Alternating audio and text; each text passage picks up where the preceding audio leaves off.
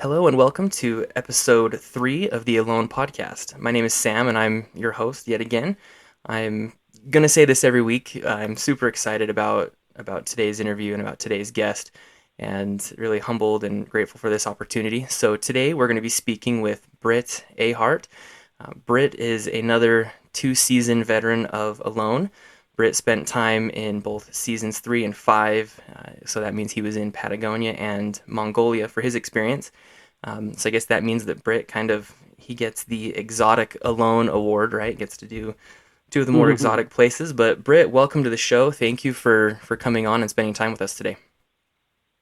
Hey, thanks for having me. I appreciate it. Yeah, I'm super excited, and I've kind of accidentally started a tradition here of throwing a softball at the very beginning. And so, Okay. really, my first question for you is: first of all, does your son still have his dance moves, and does he still get down? I'll tell you what, the very last time I saw my son dance was probably about an hour ago when I found his pet rabbit. He is always dancing. He comes into the kitchen to get a snack and he's dancing. I don't know where he gets it from. His mom says he gets it from me, but I mean, maybe she's right. But yeah, he's still got the moves. They're progressing. He's getting bigger. That's funny. When I first started putting together notes and contemplating this conversation today, I looked at my wife and I was like, there was something about Britt and his son and dancing, right? So I had to pour through 2 seasons trying to find that, and I was super glad that I went back and uncovered that. So I guess that kind of transitions into the next question. It seems like you're active on social media. So are we going to get a dance off between you and your son anytime in the near future? A who done it Absolutely best? not. But I mean, there is one video. It's like a few years old of my son and I dancing in the driveway. But I don't know if any more of that's going to be coming anytime soon. Maybe spur of the moment, but I haven't planned anything. Nothing's choreographed. All right. Well, we'll be waiting. We'll be waiting and ready. Um, All right. all right. Well, we'll just jump in. So I think you're in Georgia now. You were in Ohio before that. Are you from Yep. Ohio, or where'd you start your life in this world, Britt? Well, I think everybody who's watched Alone thinks I was born in Ohio. I'm originally born in D.C., lived in Virginia, and I only moved to Ohio about probably 16 years ago now. And then now we've been in Georgia for the last about 2 months. All right. So DC and Virginia. What? Obviously, that's where your family was. That conjures up Yep. government and other things. Is what was your family doing there? Yes. Well, my dad was working for the American Bankers Association for many, many years, and my mom worked for the airline. She was also a teacher. And they actually moved from. My dad was from Michigan. My mom was from Mississippi. Moved to Michigan. That's where they met, and then they left and went to Virginia, back in like 1970. All right, cool. And then from there, you went to Ohio and now Georgia. Can we ask what took you Yeah, guys to yeah, Georgia? It looks like you're on a beautiful little spread there, and you found a little piece of paradise. Is that accurate? yeah. We're excited. We're excited out here. We just got tired of the endless winters in Ohio, and we lived in a place that was, really, really wet. I mean, I'm not trying to bash Ohio. We're just ready for a change, and we wanted to be warmer more. We wanted to do some gardening year round, which we're planning on starting. And she'd never been out of Ohio and said, why not? We have one life. Let's just take a chance and pick up all of our stuff and move. So yeah, we did it, and now we're not regretting it. We're having a really good time down here. All right, that's awesome. Yeah, it's funny every year. I live in Utah, Salt Lake City, so we're pretty Oh yeah. cold and pretty snowy for a decent chunk of the year as well. And I lived in Arizona for a while, but ever since living in Arizona, it seems like the beginning of every winter, I threaten to make an exodus to somewhere not freezing cold in the winter. So good on you for making that happen. Yeah, yeah. They just lasted too long. Like it was, you know, there was snow on the ground maybe like 4 months out of the year. After it hit, it's just down. And it's just so cold and windy and wet and mossy, and we just wanted to be outside a lot more than that was allowing us to be. Yeah, that's awesome. That's a pretty pure motivation. Was your work able to transfer with that, or how did that work when you made that move? Well, I was driving a school bus when we last left Ohio, so obviously I still have all that certification, and I've been pondering joining up with the school system here, but I'm not doing that yet. I'm actually starting off on some other ventures with my agent, and I have some things in the works where I'm going to be traveling out to California in the near future and working with the school systems on some basic bushcraft and getting kids interested in the outdoors. And I have a couple other irons in the fire too, but I'll talk about those as they further develop.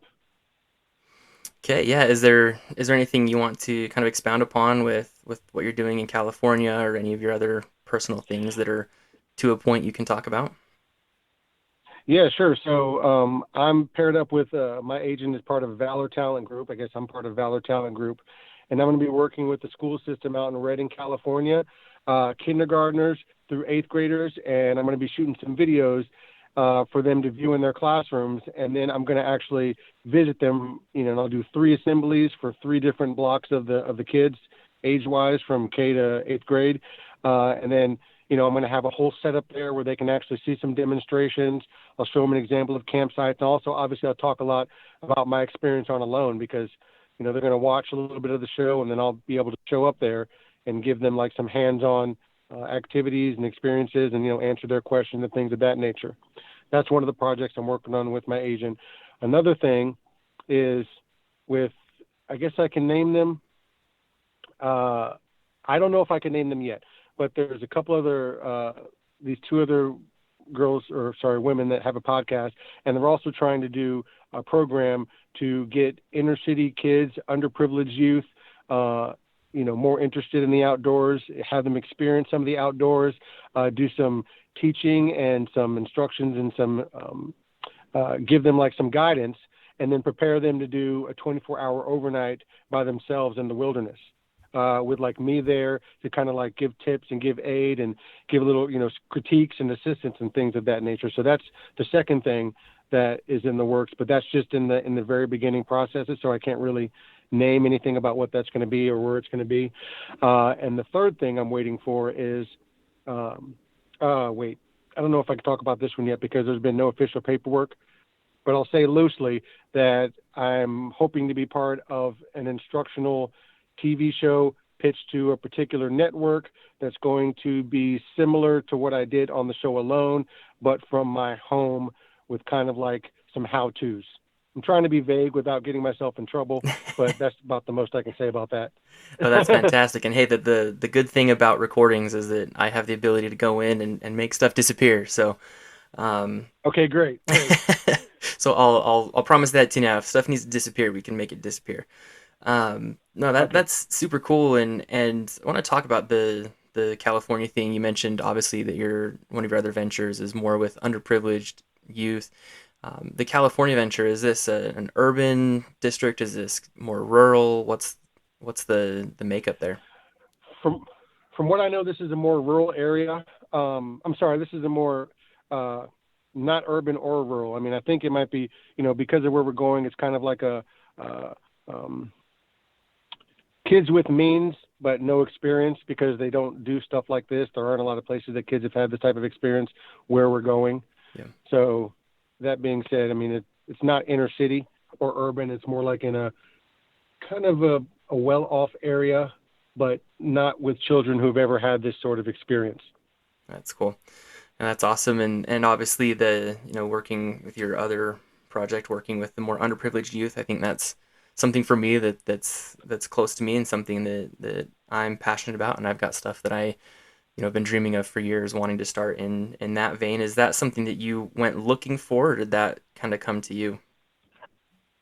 Well, what's funny is that I originally that's what I wanted to start out doing. My wife and I, before we left Ohio, were actually looking into getting more property that I could actually have some sort of kids camp where I could take inner city youth and kids who haven't been exposed to nature or had the opportunity, laid out before them. And so we were actually looking into making a kids camp. We were getting all things in order.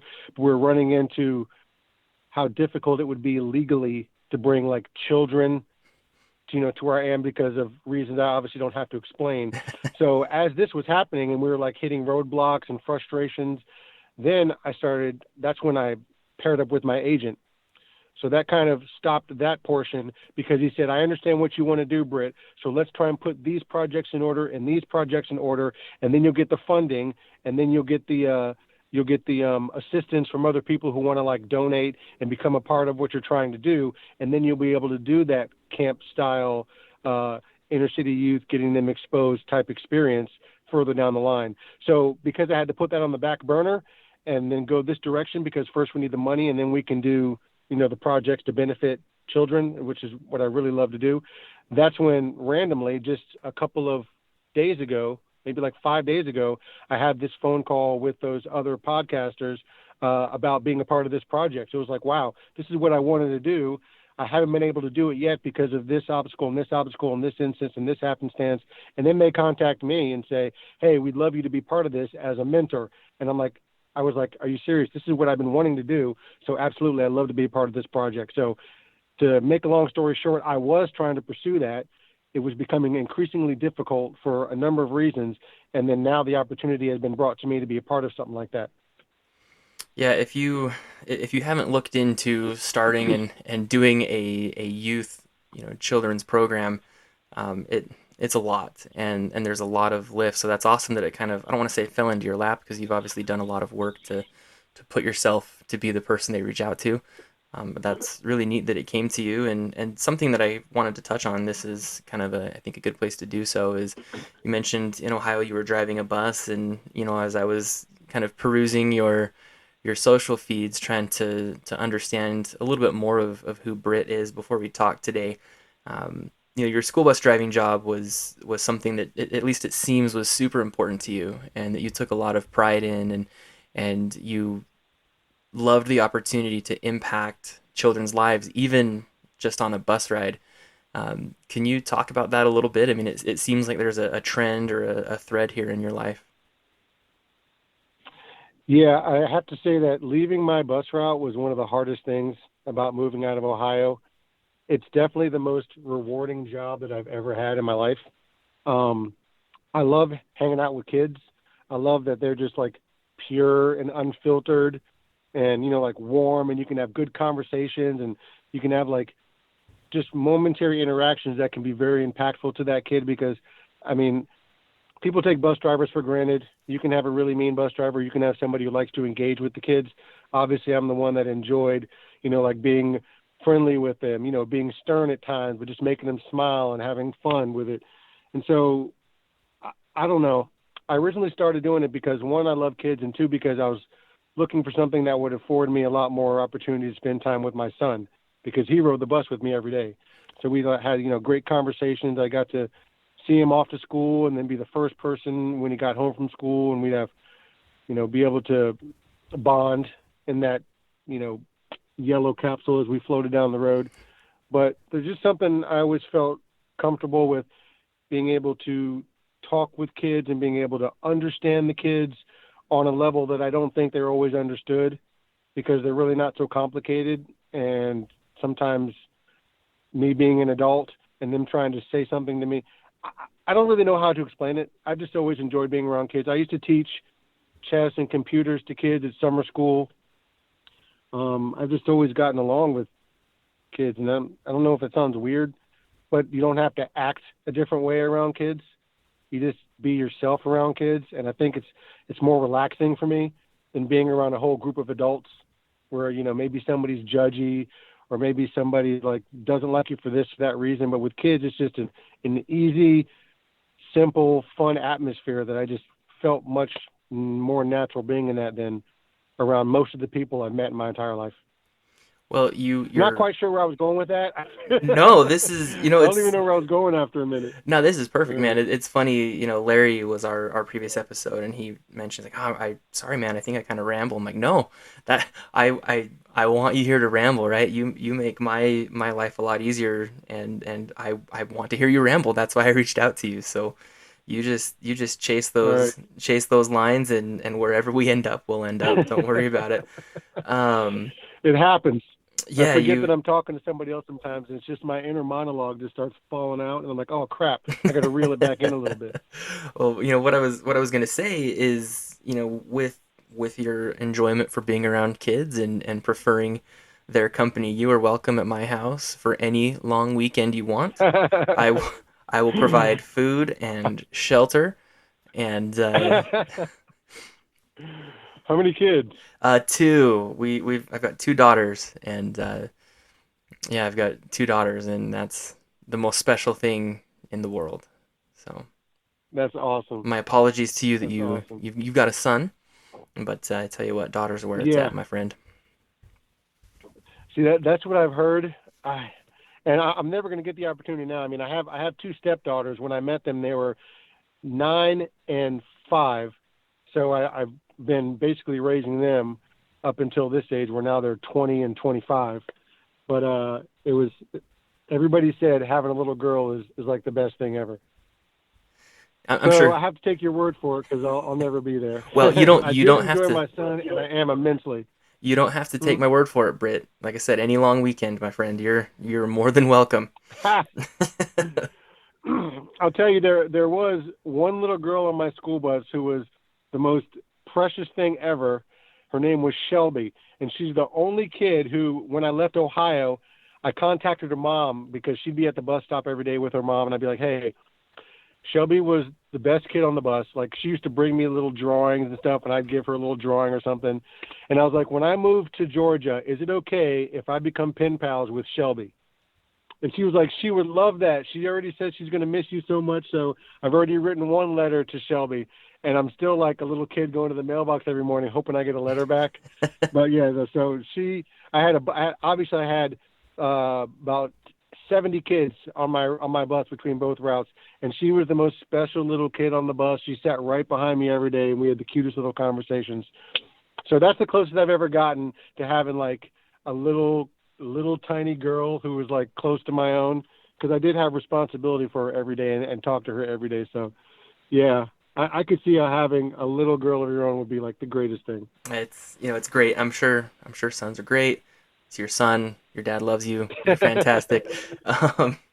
Um, no, so I just my train just left the station. How about that?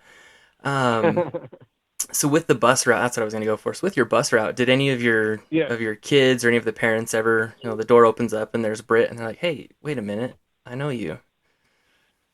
Oh, all the time. Yeah. Yeah, because yeah. So I was on the show obviously, and then word started getting around because my wife's family has been in the area since the '70s, and so they all knew her, and then they're all like, some people started watching the show and they'd be like, "Wait, this guy's from Manaway?"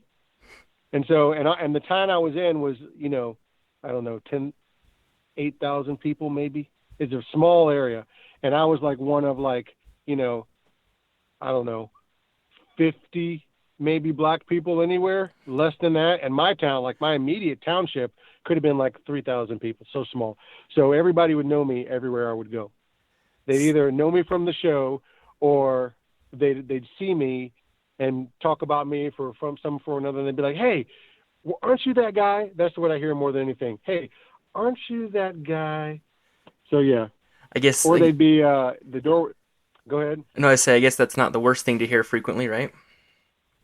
No, but yes, everybody. I couldn't go anywhere without somebody knowing me from the show, and actually, it was cool, and also was tiring, because I could never just blend in somewhere. Not that it was easy being the only black guy anywhere, but like anywhere I go somewhere, I was that guy from that show. Yeah, you So see I didn't it. like going out that much, actually. You got kind of the double dose, I guess. Yeah, yeah. And also, my wife was getting kind of tired of it because she was Britt's wife instead of being Laura. So she was like, she lost her identity totally as being an individual person and just became my wife. So she wasn't that thrilled about it, and she thought that everybody just wanted us to come over and visit because I was going. Because So it was kind of you were tiring. So I'll Brit. tell you what. Yes. So that's another cool thing about being in Georgia. Now I just float around and I'm invisible again, which is the reason why I went on a show called Alone, because I really like to be by myself. So it's totally the opposite of what I was doing. I That wanted to go backfired. camping. I wanted to be in the woods. Yeah, yeah. Well, yeah. It was. So I did not anticipate being on TV, being in front of crowds, discussing this stuff, being recognized. No, I just wanted to go camping by myself, and then go back home and tell people how it went. Yeah, So sir, it that was a definitely backfired.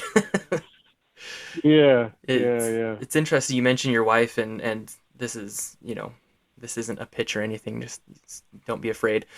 But one of the things I've wanted to do, and that I think is so fascinating, is that experience of a spouse or a significant other, or whoever was, I don't want to say left behind, but really whoever was left behind, because that person has, you know at least a couple of weeks of being alone, and then, yeah, to kind of deal with the aftermath of the show.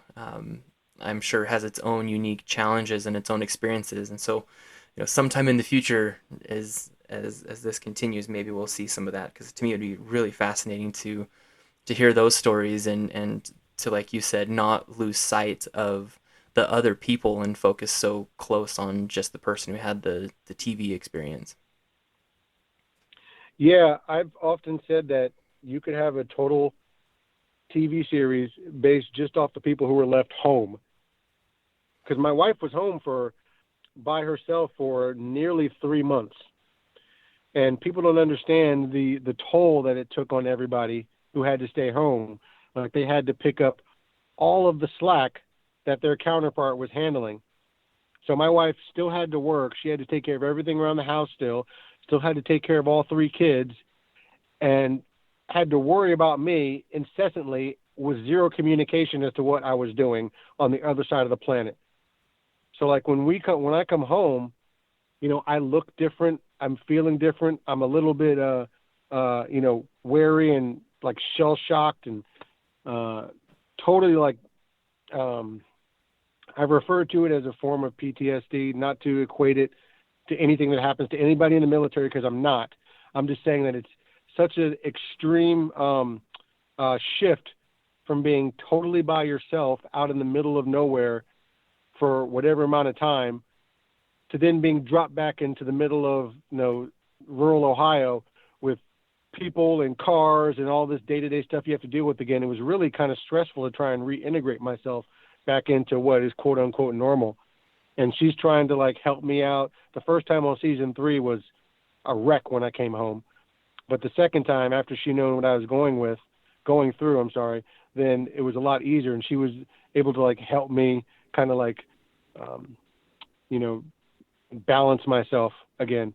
But they have people who stay home have to do so much stuff. It's crazy, and that's why a lot of the relationships don't don't last. Yeah. Like alone has broken up people.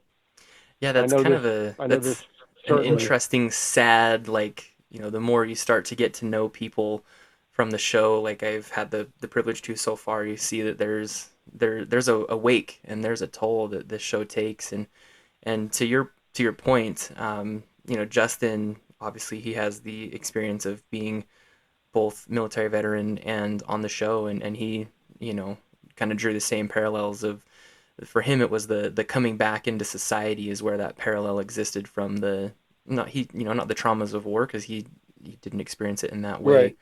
but the coming back to society is where the trauma existed, of like, wow, this is what life is when you're, you know doing the 9 to 5 and whatever else. Yeah. Yeah. You feel like, at least for me, when I was out there in Argentina and Mongolia, that nothing else existed except what I was doing. So it was very, very much a shock to come back and see how. Also, you forget that time is going on. Like you come back, you get bombarded by all the news, like all the stuff that's happened in the news, and people were throwing stuff at me. Oh, there was this mass shooting in a gay club in Florida, and Hillary made it to the next round of the whatever. It was crazy stuff that I couldn't digest it all, and so I just had a hard time, like even watching TV or hearing conversations or somebody trying to catch me up on current events.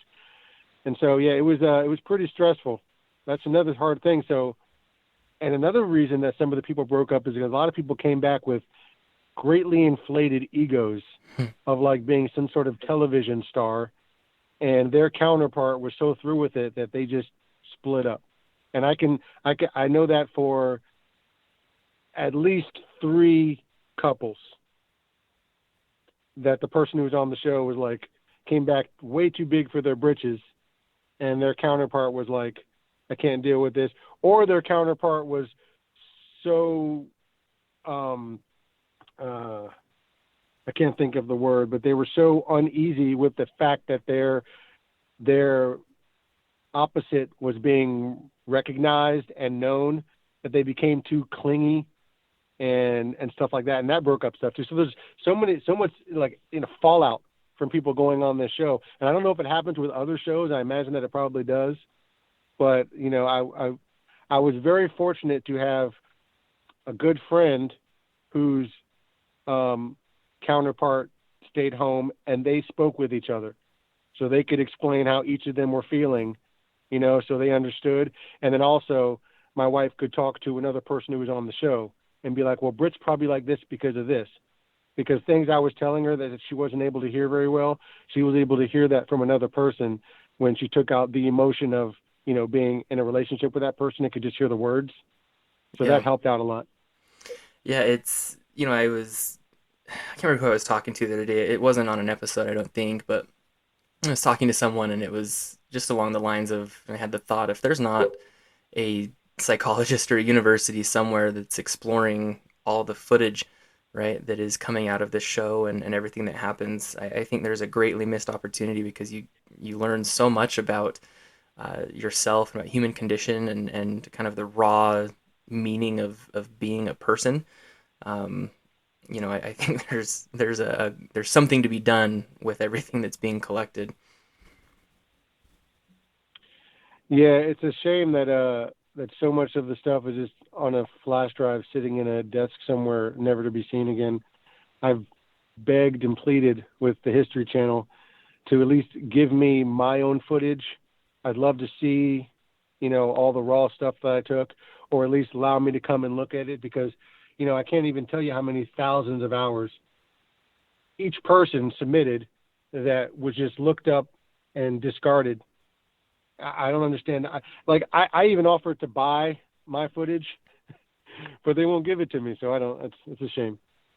Have you found yourself needing to seek, I don't know if closure is the right word, but seeking some sort of a reckoning with yourself with that experience?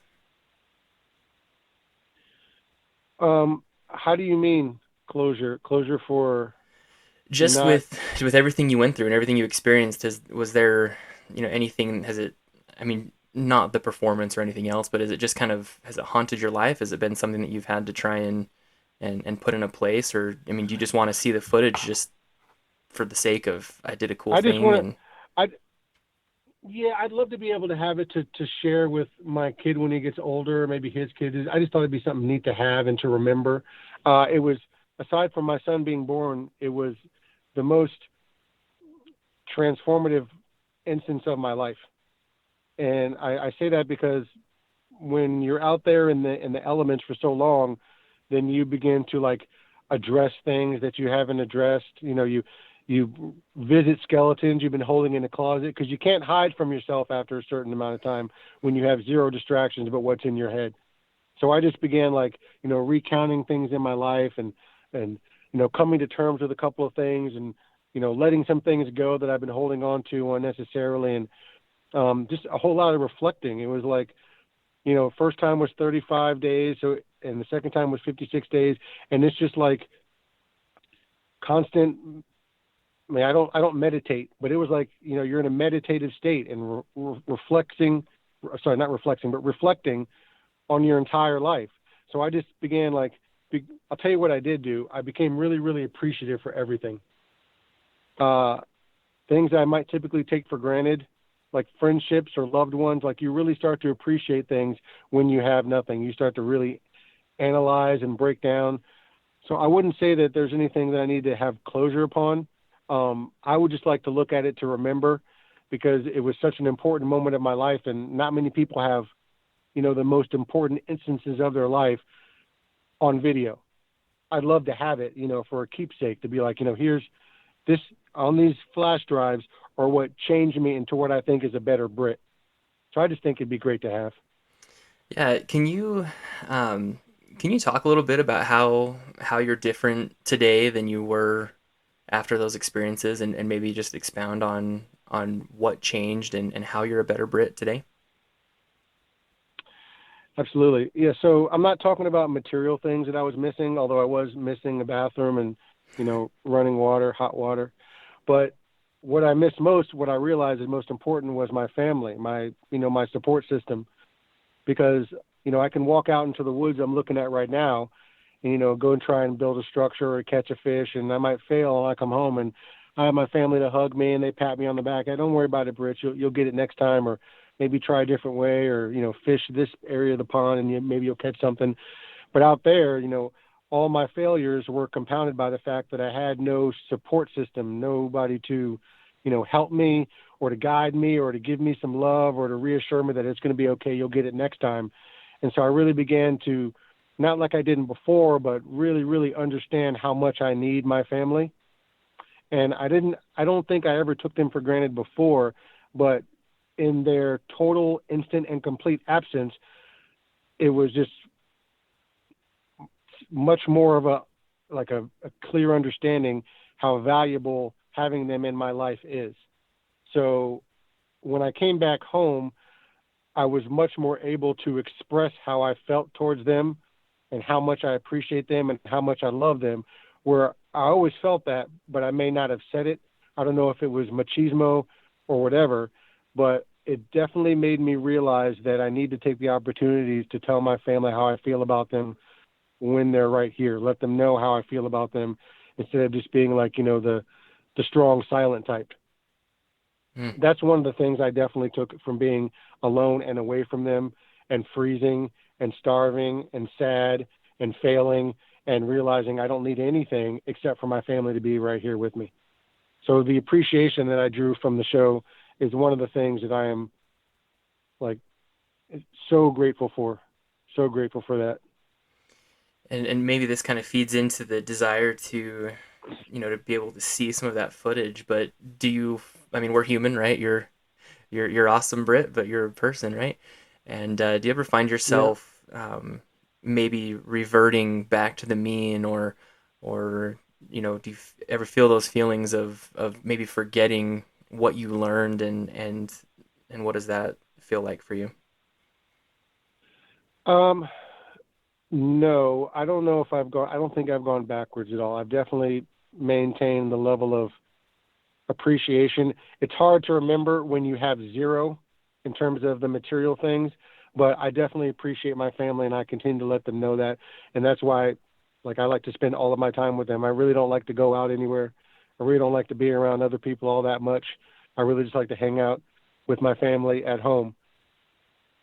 So I don't see myself going backwards. You'd have to ask my wife that, but in terms of how I feel, I definitely think I'm the same person that walked out of the woods in terms of my relationships with my family. I definitely keep them close. Well, maybe someday, if phase two of this project kicks off, and if people would be willing, we'll hear what your wife thinks, huh? I um, would love to hear what she thinks if she wasn't talking to me. Like she would tell me, but if she was having the conversation with somebody else, I would love to listen in and hear what she would say. well, maybe we'll explore that, because for me, this whole thing started at the end of last season, season 8. One of the contestants, Clay, his wife, he had a YouTube channel prior, right? As we're kind of seeing Alone evolve, and he had this channel prior, and so his wife and kids, they created their own kind of video journey of what their time was like. And when we watched that, it's like, man, that, don't take this personally, History Channel. I was like, man, that was almost better than the show, seeing that human kind of, that just the reality, right? Um, and that's when I was like, what, I want to. I think we're missing the people side of this show, and we're missing the people behind what we see on TV. So that's really where this started, was out of that desire, because I think it's powerful, and it's important. Yeah, I agree. It's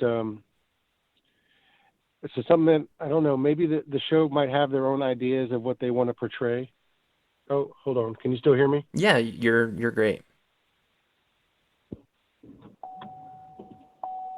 Sorry, 1 second. I'm in my truck because I get the best reception outside, and my truck just shut off because I've been sitting in the same spot forever. Just had to turn it back on. No worries. Um, Crap, what was I saying? Oh, so I don't know if the show has like their own, um, like they're trying maybe to drive the narrative or maybe make people characters by what they portray of each person. So I think it's good to have a podcast like this because you can actually really get to know the person. Because there's some people who you watch on the show and you see them like, for 2 minutes this episode, 5 minutes this episode, and that might not be at all who they really are. So it's good to be able to have a podcast like this that actually will explore and talk more into depth and get to know the actual people. Because everybody's in a different frame of mind when they're doing the show anyway. Yep. Like right before I was leaving, I was a totally different person because I was just so focused on what I was getting ready to do that I was not anything like I was before I knew I was leaving or after I came back.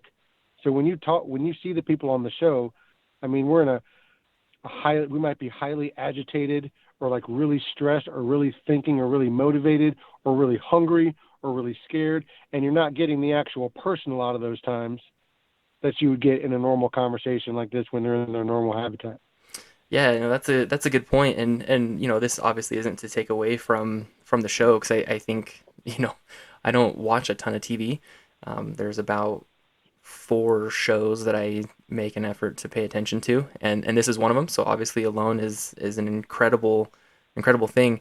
But yeah, you make a good point, and I'll be honest, I've never thought of it in that in this regard that really we're kind of catching people on the extremes, right? The show sees you at your extreme Yeah. of amped and your extreme of focus and your extreme of go get 'em attitude, and then we also get to see you at the extreme of this freaking sucks, right? And this is Yeah. miserable and this is the worst thing in the entire world. You don't get to see, the I guess the reality or the baseline.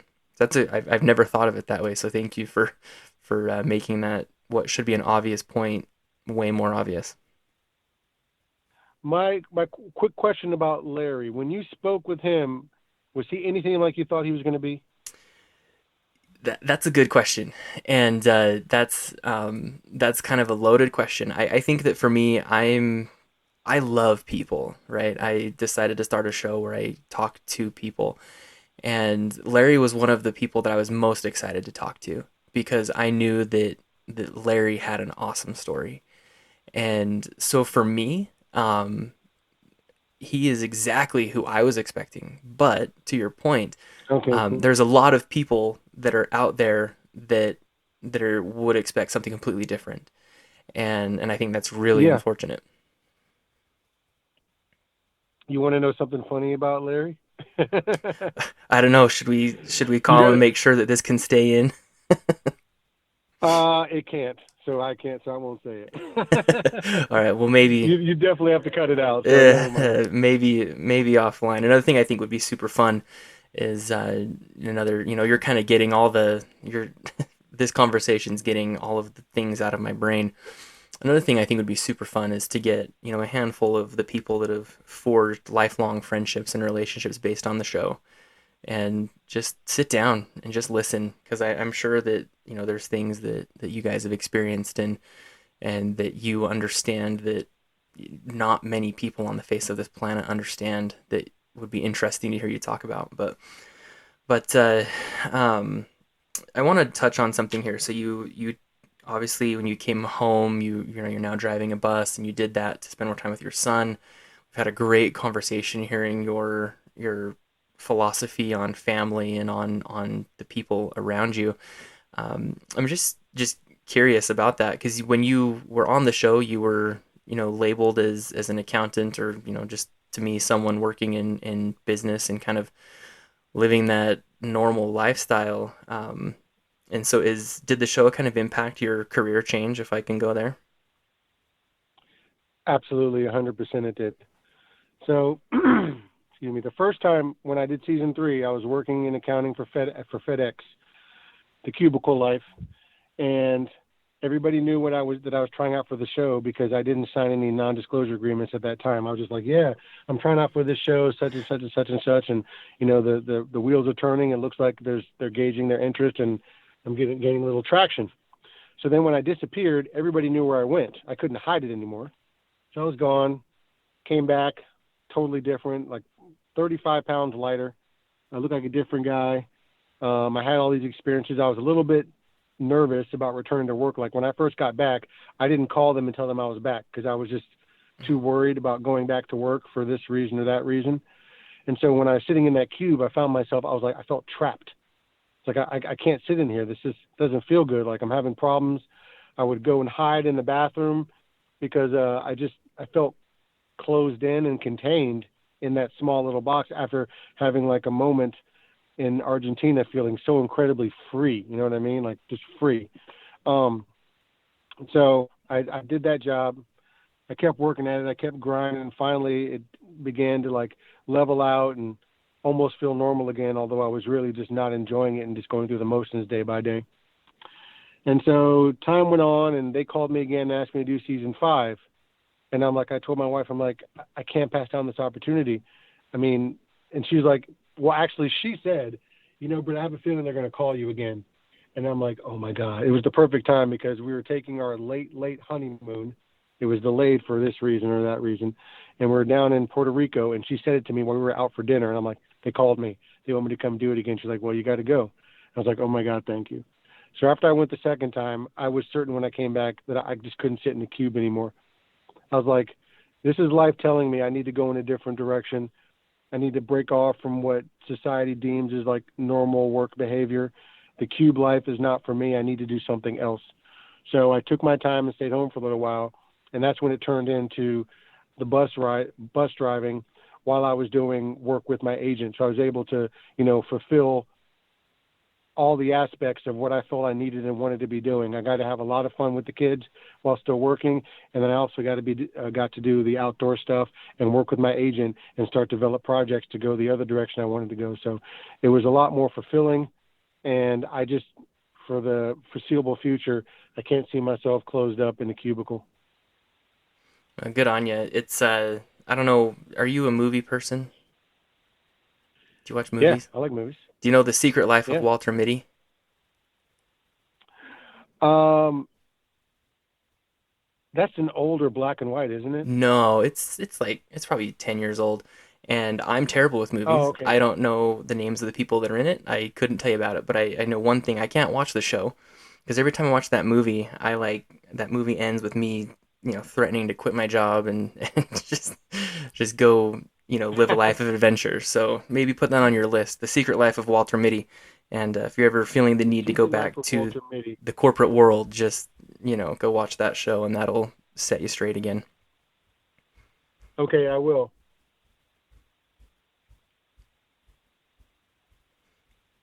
All right. So I Are you guess still there? looking Oh, at this, your for your life, where did you get this drive, I guess, to be in nature and looking at your social feeds and stuff. You're always posting maybe not wonder, but just love of the outdoors, and you've obviously been on a show that highlights that. Where did that come from, and was that something that was innate in you? Did somebody cultivate that in you? How did that happen?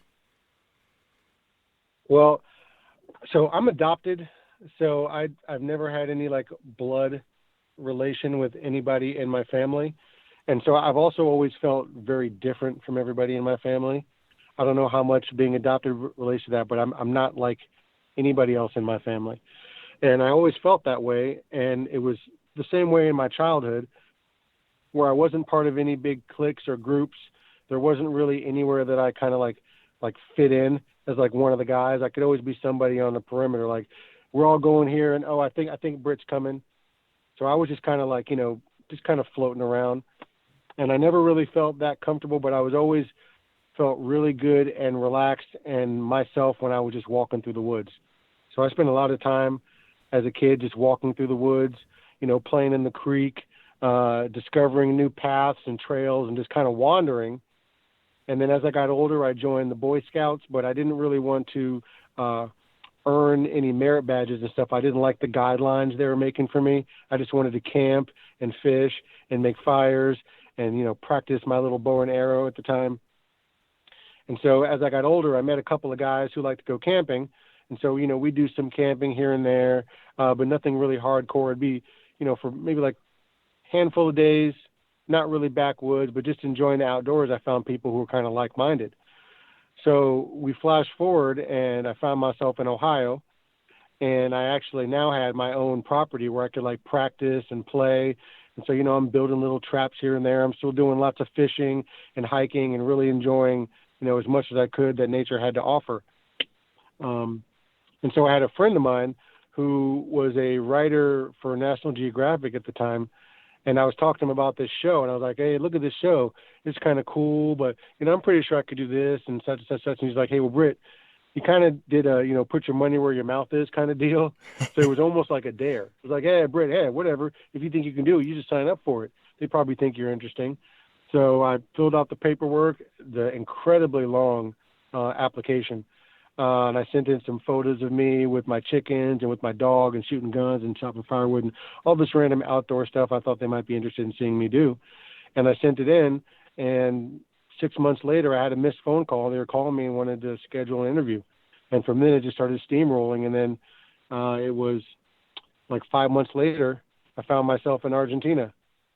So that's it went from me just being a kid who liked to hike because I liked by myself, because I like being by myself and go fishing by myself and all this stuff, to me camping on a show by myself. That's interesting. And where did the because I love to camp and I love to hike and hunt and fish and do all of that. But where did the fork go down that you're practicing trapping and maybe more primitive skills on your property? I mean, where was that that escalation, I guess? That started when I started watching shows like Hmm. Dual Survival. I have such a hard time saying that. And obviously Bear Grylls. And when I started watching those shows on TV, and they started talking about catching animals and making primitive traps, stuff like that. And then also around this time, I was really getting into watching YouTube videos and watching people just like, fabricate all these really cool things just out of a couple of trees and some natural cordage they made. So I didn't have any place that I could do that until we moved out to Ohio. And then I had all that land. So that's watching other people doing it and me trying to do it. And so the very first snare I made, I caught this pesky skunk that kept spraying our house. And so that kind of like, oh man, I can do it. So, and then I started like trying to make other little traps and things like that. And that's when it blossomed. Did that skunk After I get the caught last something laugh? from with, I got the last laugh. Okay. It didn't spray when it died. Like they might think so. They might think that they do. It didn't. So I got that thing and disposed of it because we had a pretty breezy house. And so every time it would go by, it would make our whole house smell inside. So I was very pleased with myself, to say the least, to relieve us of that thing. Sorry, I But derailed you. that's when it started. Yeah, that's when it started. That's when it started like speeding up. When I was like, let me see if I can make this one trap, because this looks like a simple one. It's a simple trigger snare with a sapling pulled down. And so I did that one, and when it worked, I'm like, oh, well, let me see if I can make this trap. Let me see if I can make this trap. So I've made lots and lots of traps. Unfortunately, where we were, I could only build them and test them, and then I had to disassemble them because I'd never wanted to catch our cats or catch our dog. So I built lots of traps, and I always had to take them down. Well, the skunk was the unlucky one, right?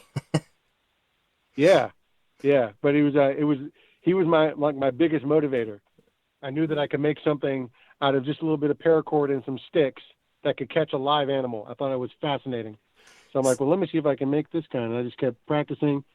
So I've got a few of them underneath my belt that I could just whip out real quick, and they're fun. So is that skunk gonna get a place on the credits of your next ventures? Well, it was also the first animal that I ever tried to skin. So it hung up in my barn for a little while until it got a little bit rank because I forgot about some of the other processes to preserve the hide. But I definitely have to give a shout out to the skunk. It pushed me on my way. That's funny. And since you went there, a simple answer will do. You and Bear Grylls get dropped off on some place on Earth. Who's gonna stay out the longest? Me, because I won't have my cameraman there to help me and feed me and sleep in a tent at night with them. I want to see Bear Grylls. Listen, I'm never going to challenge Bear Grylls. I mean, he's awesome, but well, I don't know. I don't know how long he would last, given 10 items and put in the same place we were, and said you can't leave. You got to stay right there. He's always trying to get off the X. We have to stay on the X. Yeah, it's funny when you poke around online a little bit. That kind of it's kind of like the who would win in a fight, a bear or a lion, right? That's kind of the bear and lion Yeah, of the show, right? Is what would happen yeah. if Bear Grylls got on the show? And I think there's very Well, but split if you camps. right, if you think about it, that's what makes this show so different. Is because we all have to like homestead. We have to stay there. If we ever drop somewhere and we only had 10 items, who's going to stay? You're going to try and figure out the best way to get back to society, which is what every other show is about. All the other shows are like, I'm trapped here. I got to find somebody on this dirt road to pick me up. Whereas we're trapped here. You have to stay here. How long can you stay on this spot? So that's what makes Alone so much different from everything else. Yeah, it's kind of the opposite of what a lot of yeah, it's kind of goes the opposite route of what everything kind of you prepare to do, right? You want to survive to get back Right. to where you're going, and on this you're just Yeah. you're starving until someone tells you can go home. Yeah, exactly. I mean, in a real situation, if the winter's coming, you're going to follow the food. You're not going to sit in one place and starve to death. Yeah, But that's within the parameters of the show. it's a question that I asked Larry, and I'm interested to hear your responses. How has survival changed for you based on your experience on the show, right? Because you're one of a handful of people who has had the opportunity to prepare and learn and do all these things, but then you've also had to rely on that to keep you alive in a very real sense. Has that kind of changed your thoughts and your approach to quote unquote survival or whatever you want to call it? It's definitely made me a lot more prepared mentally. I'm more ready for situations. I'm more aware when I'm camping. I'm more instead of just hiking into the woods and throwing down a tent. I have uh, a lot more boxes to check as I'm traversing through the woods. I'm a lot different when it comes to like gathering as I move through the woods. I'm a lot careful to pay more attention about things. I would definitely say it's heightened my awareness when I'm going to be doing anything outside. I think a lot more. I've seen a bunch, so I see more now. I see more usage in the things that I'm passing or grabbing.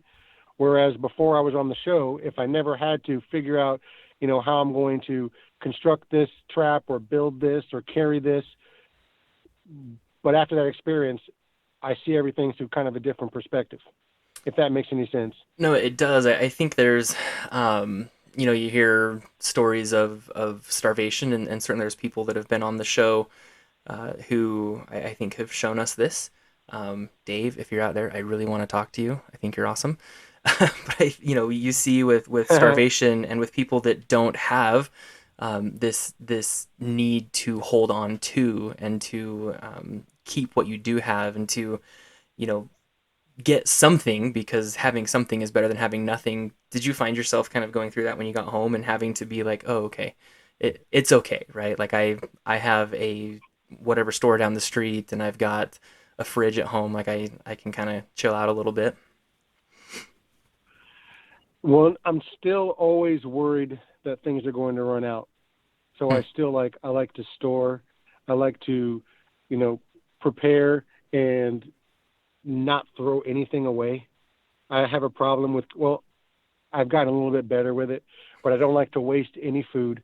I don't like to waste any objects. Like I try and find a use for everything because I know what it's like to have nothing and trying to figure out how am I going to make this possible. So I was that way before, but even more so now, I cherish all the stuff that we have because I know how important it can be if I'm caught in a situation and I don't have that thing. If that Yeah, answers your no, I mean question. that's perfect, right? Because that kind of conjures up again. I think for me it conjures up family or grandparents that maybe went through the depression, right, or who were on the tail end of the Mm-hmm. depression, and how important every little thing was, right? And part of me kind of dies when something stops working, and it's like, oh well, all right, just get rid of it, get a new one. Um, and so Yeah. that's interesting that I mean, this experience has kind of pushed you through that in a way.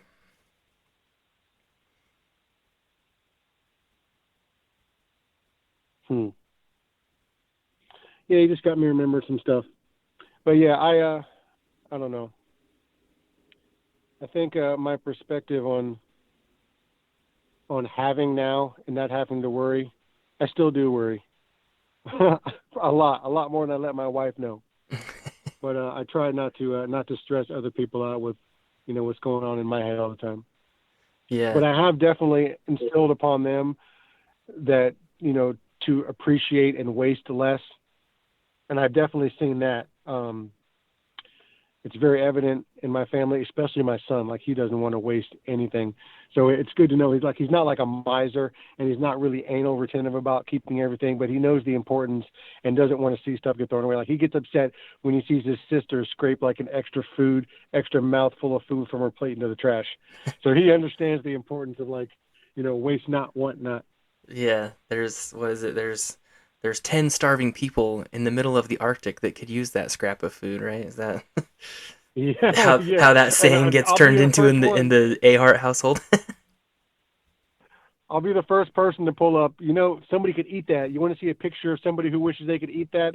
I'm so quick to pull open a picture on my phone. So he knows. He's like, no, I don't want to see a picture. Okay, I understand. Also, nobody in my house says, oh, I'm freezing. And nobody in my house says, I'm starving. Because I'll be like, you've never been starving. Do That you want brings to know on a what it dad feels like to lecture. starve? Oh, I love it. I love it. They're like, it's freezing in here. I'll be like, it's freezing.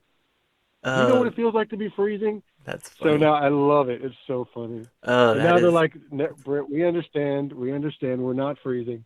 So sometimes my wife will be, oh, I'm starving. I mean, I'm not starving. I'm just kind of hungry right now. I love it. Do I have I'll never permission let to them say live that that I'm down. hungry? Oh my God. Or if they say there's nothing here to eat, that gets me. I'm like, there's nothing here to eat. You want to know what it's like to have nothing to eat? Turn on season 5, episode 6. There's nothing to eat in that episode. I That's always funny. Yeah, I'll tell them in a second. It's funny. It makes me laugh every time. So they're just like, we understand, Dad. That's funny. Um, if Yeah. this is too personal, that's fine. You kind of went quiet there a minute ago, and you said it got you thinking about something. Is there anything that you can share with that, or is that a Brit's mind only experience you just had? No, it wasn't overly personal. Just when you were talking about, do I think about being without? Sometimes I think just how I was out there. I'll see a picture of me that'll pop up in my social media history, and it'll be a picture of me like really skinny and dirty, and I just kind of have like momentary flashbacks because sometimes I see that and I don't even know who that guy is. Like I can't believe that I was actually there doing that. So I'll just fall back into a moment of just remembering what it was like to be out there because I can't feel the pain anymore, but I do still have really really vivid memories of what it was like, and that's definitely how I was able to do it a second time. You forget the pain, you only remember the good positive that you came out of there with, at least for me. So I was just thinking back about how it was there. Or I think about it a lot. when those moments happen, and you see those things that kind of push it back in your memory or push it back to your mind, or some random person reaches out to you and says, "Hey, Britt, you want to talk for an hour?" Um, is are those good things that come back? Is it kind of mixed and bittersweet? What feelings does that conjure in you? I have nothing but good memories of the whole thing. The like all of it was positive, uplifting. Like I learned from it all. The only thing I could say that ever upset me was in season 3 when I lost the rabbit that I caught. That's the only time I was really down because I was really counting on that food. Other than that, I was in high spirits the whole time, although albeit tired. And the only time I was really off in season 5 was probably just a few days before I tapped out, when I realized I'm so exhausted I can't do anything. And I had a little breakdown. I'm sure I didn't film it. But other than that, all of it was really positive stuff. Like, all of it was great. I don't know how many people could say that they had bad experiences out there. It was all like invigorating. It was like being able to put your entire life on pause for a second so you can like rewind and revisit and think about all the things that have transpired in your lifetime and really be able to see them, because it's like in everyday normal life, we have to go forward, forward, forward, forward, forward. There's something to do tomorrow. I got to plan for this. But out there, you have nothing to think about but the basics: food, water, shelter. Think about your family, and that's every single day. So it just became where I became so much more in tune with my thoughts, and so relaxed and calm, and I was in remembering a lot of things. And then so I only drew positivity from all of that stuff. Like, nothing was like, this is the worst, what am I doing out here? I never had those moments. I had a lot of moments like, this is so crazy, I can't believe I'm out here. But I drew nothing but positivity from the entire time I was on the show. It was some of the greatest times I've ever had by myself out there in the woods. So Yeah, no, nothing was a bad time. it's interesting. I think you make it probably three for three that have said that that coming home experience, for as difficult obviously as the experience out there was, that coming home experience was almost worse, and getting back into the swing. And you mentioned your cubicle, and feeling trapped and needing to go hide in the bathroom. It's just an interesting thing. So I appreciate you being willing to share that, and opening up with that. um, I guess as we're kind of hitting that hour mark here, Britt, do you have anything else that you want to talk about that you think we've missed, or anything that's important that you want to share with anyone who's listening? Um, you're probably going to have to cut out the dead air while I think if there's anything that we haven't addressed. No, you're I you're would just fine. say, well, I would go back to what I said before about people's personalities on the show versus the people who they really are, Yep. because a lot of people, unfortunately, were judged negatively on social media because they couldn't get a friction fire to start, or they couldn't catch a fish, or they cussed too much, or their shelter wasn't that great. But I think everybody should listen to your podcast, because the people they enjoyed watching out there, they'll actually get to know them and see them as real people, which a lot of people don't view people on TV as quote unquote real people. Um, I think if anybody wants to challenge everybody as much as they do, all the armchair quarterbacks that I've been reading about for years, then just go ahead and try and do it yourself. Stop talking trash about us. Go ahead and do it yourself. Um, um, but yeah, for the most part, I think that more than being a show about camping, it's awesome that this show was on, but it's much more of like a psychological experiment.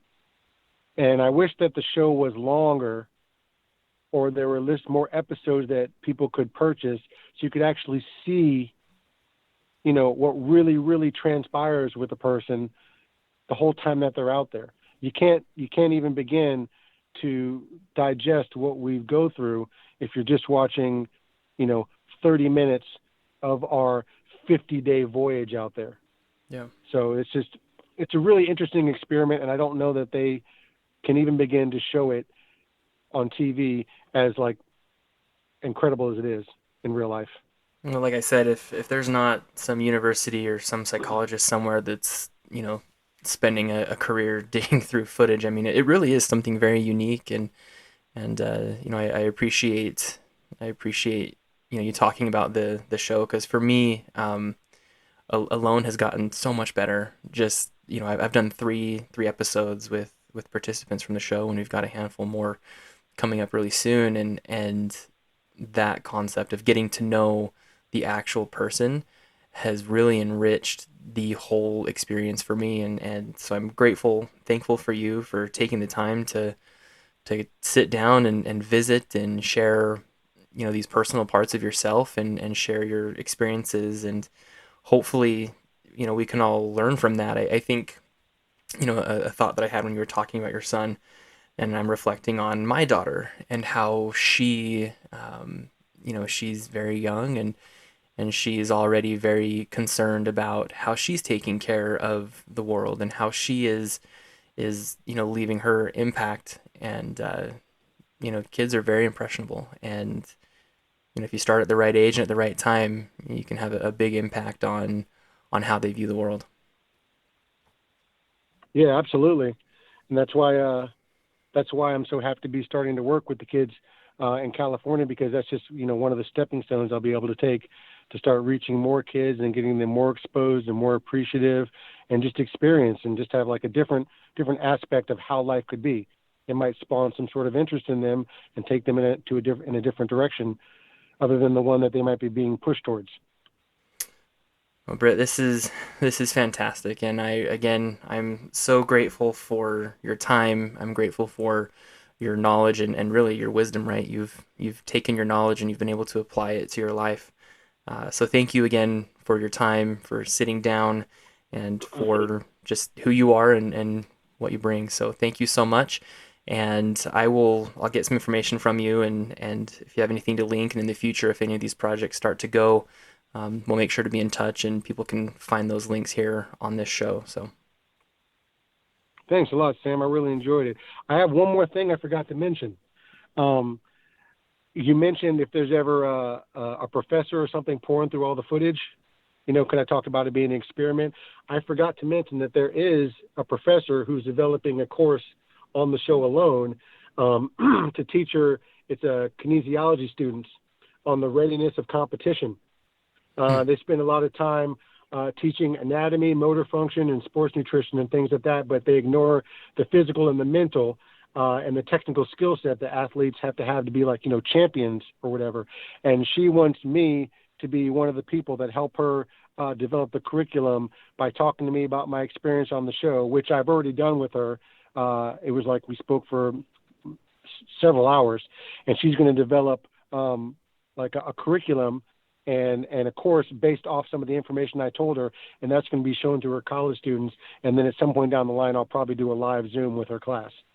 That's cool. I'm very glad that someone's getting into that, because uh, I mean, I've had that thought a few times over the last couple months. Like, man, there's something here to benefit the learning of the world. And so I'm glad to hear that that's happening, and it's cool that you get to be involved with Yeah, I that. was really excited. I'm so excited. I might be a part of a school curriculum someday. At least have my name mentioned in a textbook. It'd be pretty cool. Well, Britt, thank you again. Yeah, I said it like 20 times now, but thank you so Yeah, much for thank your you. time, and thank you for sitting down and opening up, and just appreciate it. And I'm sure we'll be in touch in the future. All right, I appreciate it, Sam. Thank you. All right, thank you, and you have a great day. You too. Bye. Bye. Hey, just want to take a minute and again thank Britt for taking time out of his day, taking time away from his family and his loved ones to sit down and visit and share some of his experiences and share some of his life. We were obviously able to hear and understand how important Britt's family is to him. So being willing to take an hour and a half to sit down with me and with us today is really special and really important to me. So again, Britt, thank you so much for coming on the show. I also wanted to take a second and thank all of you who are listening to the show, for taking time out of your schedules to hear these stories and to hear these individuals talk and share their lives with us in a way that really we haven't heard before. And so thank you for that, right? This is something that I've never done before. This started out as kind of a crazy idea one night, and it's slowly turning into something, and it's something that is very special and important to me to ensure that these stories are shared. So thank you for taking your time and giving me part of your mind and part of your life for an hour. Just so you know, there's a Facebook page for the Alone Podcast. It's at the Alone Podcast. You can interact with the show there. There's also a website called The Alone Podcast. You can interact with the show there. So thank you again, and hope you all have a wonderful day.